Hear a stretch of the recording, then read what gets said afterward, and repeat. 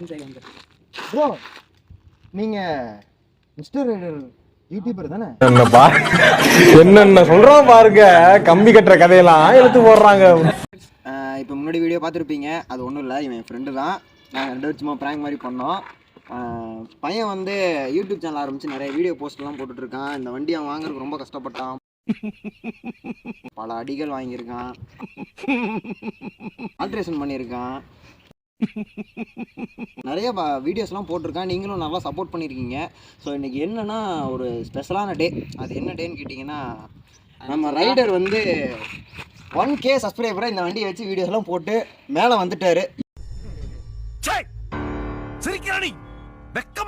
இதுக்கு மேலேயும் வரணுன்றதுக்காக நீங்கள் உங்களோட சப்போர்ட்டை கொடுப்பீங்க நாங்கள் நம்புகிறோம்.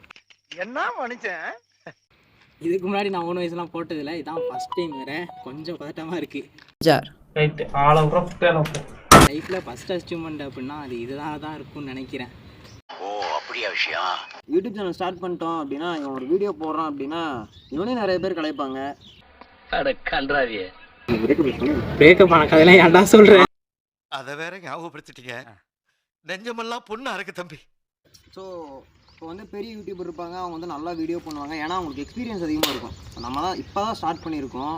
அப்படி இருக்கிறப்போ வந்து நம்ம போட்ட வீடியோஸ் வந்து நிறைய பேர் டிஸ்லைக் பண்ணுவாங்க, லைக் பண்ணுவாங்க, சப்ஸ்கிரைப் பண்ணுவாங்க. நம்ம வீடியோவை எண்ட் பண்ணிக்கலாம். ஓகே, இதுவே கொடுத்த எனக்கு சப்போர்ட்டுக்கும் ரொம்ப நன்றி. இனி எங்களுக்கு வந்து ரொம்ப சப்போர்ட் பண்ணணும்னு எதிர்பார்க்குறோம். வாய்ப்பு இல்லை ராஜா, வாய்ப்பு கிடையாது.